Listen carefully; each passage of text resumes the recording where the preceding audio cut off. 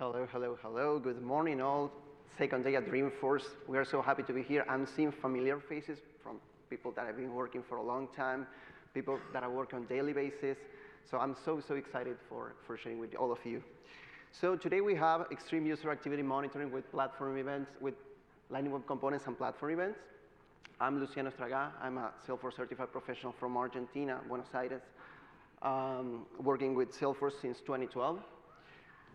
I work for a great company called Centex, which is always supporting me while speaking on different places, not just only here at Dreamforce, but all in other conferences around the world. They are always making this possible. Safe harbor, so probably it is second day at Dreamforce. You may already seen this like 20 times till today. So making your purchasing decisions only on software that is currently available. And I will add, because we all have the same speech, get inspired by all of the rest of the things that you're watching here, all the stuff that you'll be watching here. Anyways, what we are going to see today will work perfectly on the current Winter 20 release. So we have an agenda. We have many things to cover. We are going to go pretty fast in order to cover everything. And so we will be introducing which is the motivation behind this. We'll be making a super short introduction to Lightning Web Components and platform events if it's the first time you're seeing here at Dreamforce. We'll see how is the architecture of all the things we're going to orchestrate today. We'll be focusing on the interaction logger Lightning Web Component, which is the component that will make all of the things behind the scenes. We'll have a live demo, resources at the end, GitHub code. So the main purpose of this demo is to get inspired and learn that what can you do by combining these two technologies rather than see and spending too much time on the code. The code is something that you can check at home. And at the end, probably some time for Q&A. So today we are going to play a game, and we'll be Big Brother within Salesforce. So monitor basically everything our users are doing. Why to monitor user? Well, there are like great reasons. Some of them are here in this slide.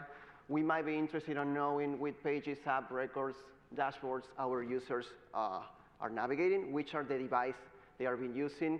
Especially when you design things right now, you have to take care about which are the devices they will access, like mobile devices, laptops, smartphones, those things. Which are the browsers they prefer. We have users that use Chrome, Safari, Edge, some others, Internet Explorer, I don't know. How much time they spend within Salesforce, the average time, that is also important. Where are they clicking? And there's a lot in this session about clicks. So this is really, really important. And at the end of the day, what we are going to do is to try to understand our user adoption, the things in which we have invest time, efforts, and money if they are being used or not. So we always care about adoption. So Lightning Web Components. I always like to check the audience. How many developers we have in the room? Most of them are developers, right? Architects? Perfect. So people that are not familiar with code or informatics on that stuff, but they're interested in knowing something totally new? Perfect. OK, that's great. So Lightning Web Components, it's like the new way of creating new custom components for UI design. So they were released this year, and they are focused on, they take advantage of web standards, right? So if you have been working on Lightning Aura components and you're considering to switch, it's a great moment. It was released this year. They take advantage of web standards, and with this I mean you will be writing better JavaScript since they use ECMAScript and TypeScript. For the ones that are like full stack developers and that are friendly with web development, the ramp up with this will be super fast. It actually took me, I was developing Lightning Aura components for a long time, and switching to Lightning Web Components, honestly, it took me like 1 or 2 weeks, because templating is like the same. If you understand what you're doing on Aura, you can perfectly switch to Lightning Web Components. It uses events, as Aura did, and something super important, it is actually the reason I really like it. It obligates you to use Salesforce DX. So there's no way of writing Lightning Web Components on the developer console. I know many developers use the developer console like the primarily tool for coding. Well, it shouldn't. You have to use your editor with the Salesforce extensions plugin, VS Code or the ones that you choose. Lightning Web Components has its own life cycle, and you can make a contrast with Aura components. You have the connected callback, which is like the init method for Aura components. We are going to see reactive variables, especially API, and I will show you why later.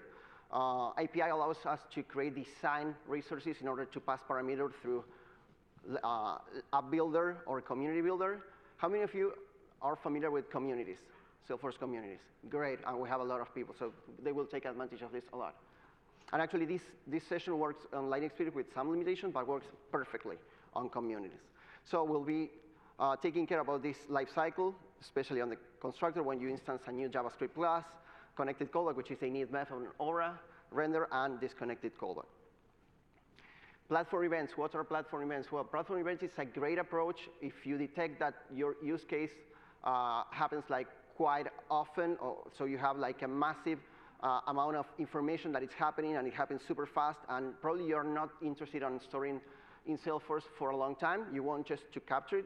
You want to generate big data. So platform events is like a great approach for that, especially if your events happens within Salesforce or outside Salesforce. So the structure of a platform event is actually like a custom object. You can define custom fields, so it's pretty much the same experience. And always remember, it's a massive amount of information, massive amount of events that are happening at one time. So, and it's a great use case for our use case of user interactions with our community or Lightning Experience. Let's talk about a little bit about our data model today. We have basically 4 custom objects. We have user sessions and user interactions. Basically, a user session is when a user logs into Salesforce, into a community, and start like interacting.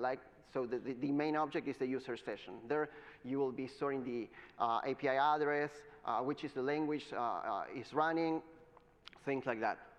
So user interaction, of course, is the child. There's a master detail relationship with these two. User interactions are all the type of events a user might be doing. They might be navigating from a page to another one. They might be clicking somewhere. So that's a user interaction. Apart from that, we have devices and screen. Why we are going to take care of devices and screens? Well, let me show you some sample records about devices and screen. As I mentioned before, we'll be putting some focus on devices. So yes, we are all seeing it. So I already predefined some devices in which we know in advance the dimensions they have. So we have, for instance, a MacBook Pro that I know that it has a landscape width and a landscape height of. Those, they're not effective pixels. They are like screen points that are already defined by the vendor. And on screens, I can define like pages in which I might be interested on tracking things. We're going to see that later why I'm doing exactly that. But for instance, I have this defined on MacBook Pro, the home of Lightning Experience, in which basically I'm storing the path. So Lightning page and home. So the screenshot URL, which is basically a public URL of that picture. This is a formula field that displays this picture within the screen. So I did the same, for instance, for iPads, in which I have Lex Portrait, Lex Lightning Experience Landscape. In this case, I'm interested in knowing how is the height and the width when I rotate those screens, because we are always switching from landscape to portrait, so that is also important. But basically, to have an idea. We do also have pictures of our community that we're going to jump later. So that is basically our screen and devices objects. Let me go back to the slides. There it is. So let's spend some time about talking the architecture of this component that will be logging things behind the scenes. So we will have a Lightning component that will be injected within the browser window. It won't be visible, so there will not be, there's no markup on that component. So you, as an end user, will never know that there is something logging things behind the scenes. This injected component will be generated a JSON with information about what you're doing, and will be sending that JSON to an Apex controller class. That Apex controller class will deserialize it and will launch a platform event. We are launching that platform event with a queuable method because we want to make it asynchronous, and we always try to make things asynchronous in Apex, especially when the things that will happen like a lot. And finally, I define a trigger that will catch that platform events that will be creating those user session and user interaction records, right? You can create another stuff like process builder or flow for capturing platform event. Because of the complexity of what we are doing today, I suggest to make an Apex trigger. So let's make some demos. Let's jump directly into the demo. So let's go to our home page. Oh, sorry, you're not watching it yet. Yeah, let's jump to Lightning. And we have our home page. I will go to the builder. And I will grab this component that I mentioned before. It is invisible. It's called interaction logger. And I will drop it there. You can drop it basically anywhere. And there are some input parameters in which I'll be deciding what to track or not. I will track in the session start, the session end, clicks, and navigation. I will save it. And I will go back. And meanwhile, I'll be doing the same on a community. This is a community builder, so I'll do the exact same action by grabbing the component, the interaction logger at the bottom. OK, we need to refresh it.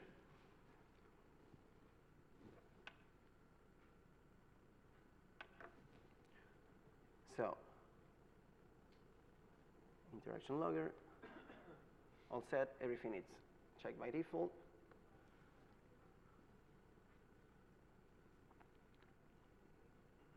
So we already set the component on both Lightning Experience and communities. I will delete any other existing records that may have. So basically, I will delete all the user sessions that might be available. And I'll make a refresh here. So as a user, I can click somewhere on the page. I can click on the logo. I can click here, make my interactions. I can navigate through opportunities. I can choose an opportunity record. I can check the details. I can change the current stage. I can basically interact. On the same way, I can interact with my community, right? We are great on time. So I can make clicks somewhere here. I can navigate to a record. I can click on the support page. This is a custom community by using one of the already pre-made templates. So basically, I'm interacting. If I go back to our app in Lightning Experience, I have defined user sessions and user interactions. So a couple of sessions were created yet. So let's jump on this one, for instance. And OK, I grab information about when was the login time of that user, my API address, some hardware information, like the user agent and that, products, browser, platform, a lot of stuff related to the hardware itself of the device, coordinates, and because of these coordinates, I'm displaying this map. We're not going to see the code of this map because it's something that you can see on Trailhead in 10 minutes, so it is not like the most interesting thing to see. But there is a component that takes advantage of all of this. By the way, this is being used on a real implementation that is feeding a data warehouse. So by just only grabbing this information, we are feeding a data warehouse. So in the interactions, you have all the interactions that have been done. All of these were clicks. So I'm showing a click, for instance. I did this click on the home page. It is especially interesting when, let me go back to the user session.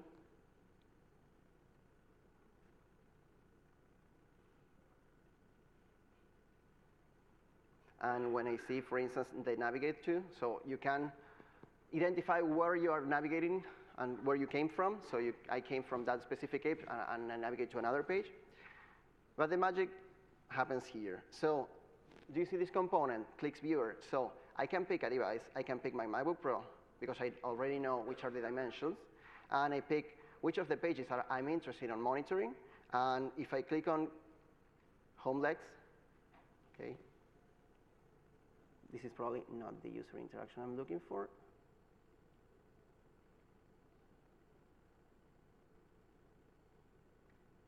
This one may work.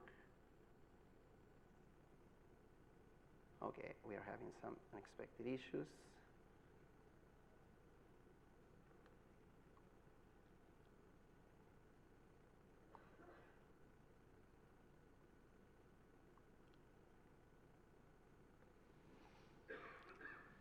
Let me refresh just in case.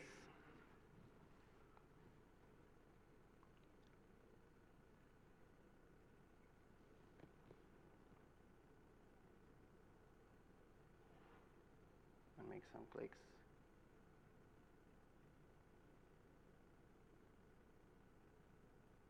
Well, for some reason, what is supposed to be displayed there is a heat map of the page by drawing all of the dots in which I have clicked. It worked like 1 hour and a half ago.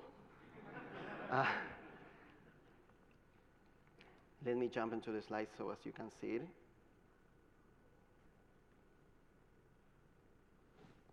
Not this one.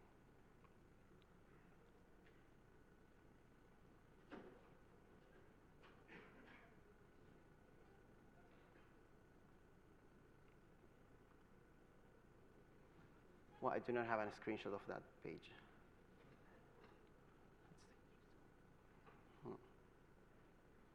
Did I publish it? Yes.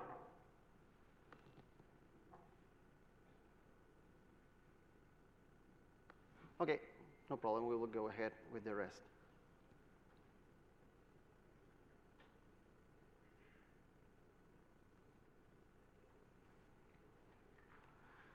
So about the logger, a couple of things we need to keep in mind. We are using those API variables for basically interacting with the UI on both builders. So as you can see on the, you already see that, but you can basically interact with the backend from then. So something super important, we are injecting a tracking ID on the window.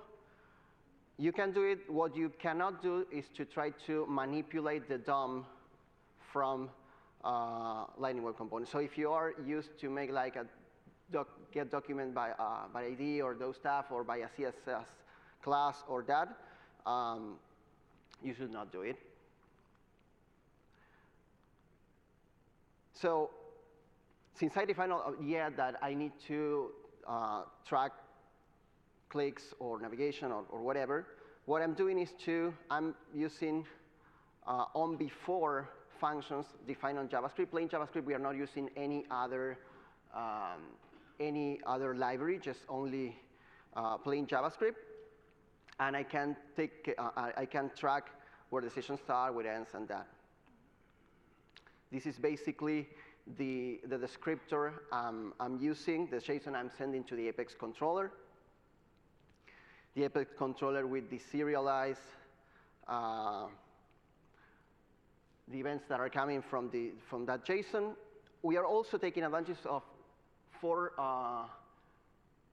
tables, 4 objects that probably you do not know because they are not so common or whatever, which are user yes, but auth session, login history, and login geo are not like common tables. You can have access about session detail about that because when you receive a GET request from your browser or whatever your device, this session, of course, are storing info about your users. Finally, we have a trigger, of course, that it delegates to a handler. Many times they ask me why not to store this on big objects. Well, the thing is that custom objects are reportable. They are easy to manipulate. What I suggest to do, because we will have like a lot of platform events, to store them on a big object with an auto-archiving tool, or even you can create an Apex job to query all of your user interaction and user session events and put it on a custom object, on a big object, sorry. And could be, again, implementing process builder flow or any declarative tool. So the interaction monitor, which I hope that might be working. Let's go to the code. So let's say we're going to watch what is happening live. I think I lost my session.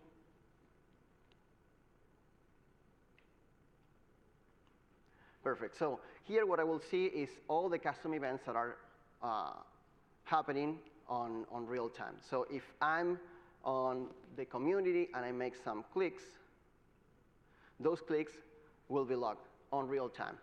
So I will access this community from my mobile.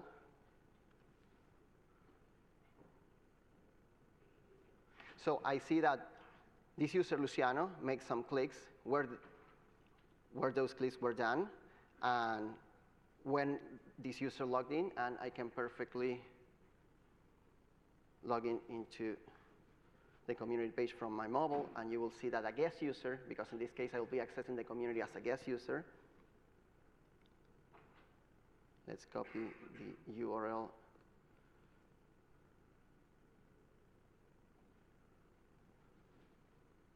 And let's see the monitor. So right now we have our guest user. I'll be tapping you, and this will be generating clicks with some lag, of course, because it's a QL process. So this is a record, actually, and I can click here, and I get that I navigate from that page to that page. So actually, if I will close the this window. And since I'm also logging when a session are closed, I close it, and hopefully I will see here the disconnected. It didn't.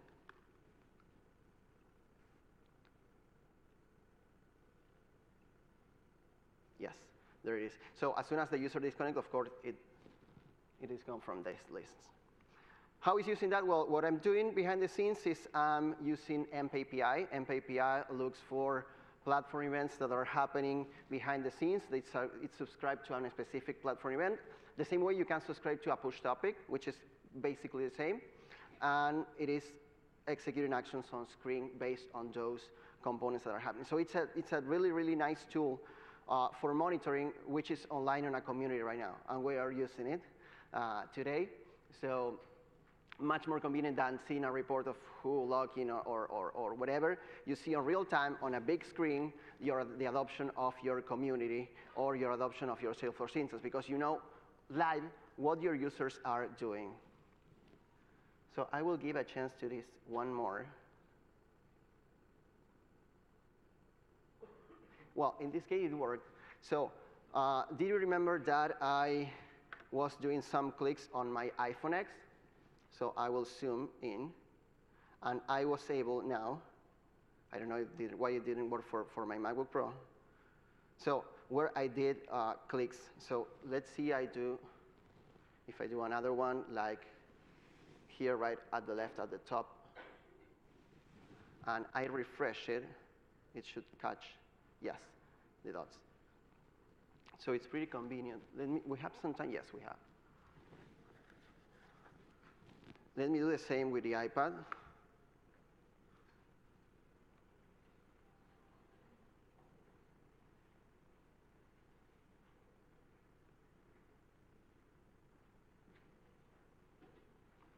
So again, I have my iPad, which is a standard iPad, and I have it on portrait mode. I can tap here on the search bar. I can navigate through a specific record. I can switch to landscape mode and click on the logo here, click on these events. This interaction logger is also capable for listening to events happening on another component. And since we have time, I will show it to you. Let me check if I could display the dots of what I did. So I will choose iPad, home page communities landscape, and these are the clicks I just did before. And if I switch to portrait mode, I see what I did. So it's a nice way of quickly seeing if our users are adopting the new features we just released, right?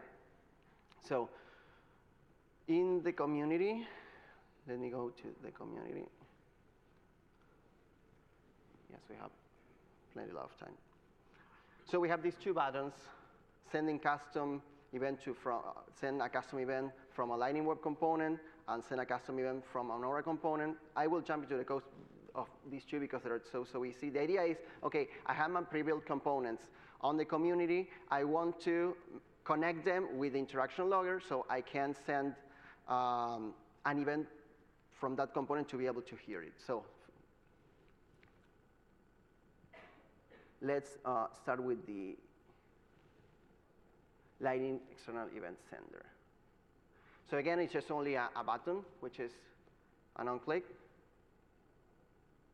And the only thing I'm doing is I'm importing this PubSub library that Salesforce provides in order to make communications between Aura components and Lightning Web components. This PubSub library generates behind the scenes, this is code that Salesforce provides actually, makes like what it were like on Aura application events. So you send an event and any other, regardless where that component is hosted, will listen for that event. It's like a broadcast event. So from another Lightning Web component, the only thing I did is to put a type, custom interaction event from Lightning component. This is the content type, and I will fire the event. It is as simple as that. And if I want to do the same from Aura external event sender, which is pretty much the same, I'm importing this library in a different way by declaring it here. It's just only a Lightning button. Sorry for not to increase the font size. Oops. There it is. So again, on the Lightning Web components, basically is firing the event by importing the PubSub. I renamed this to PubSub communities, but it's the exact same code that you will find on Salesforce. And on the Aura component, you import it here. Of course, you need to implement all the interfaces that allow you to put it within a community. And we have just a button that will be calling this handle click JavaScript function. That should be here. And I will have a handle click in which I making a component find so as to grab that library.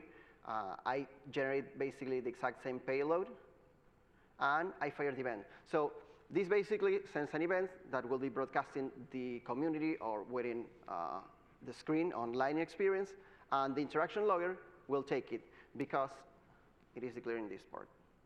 Again, you will, if you're interested on this code, you will be at home step by step and understanding what is happening. So if I go to interaction logger component,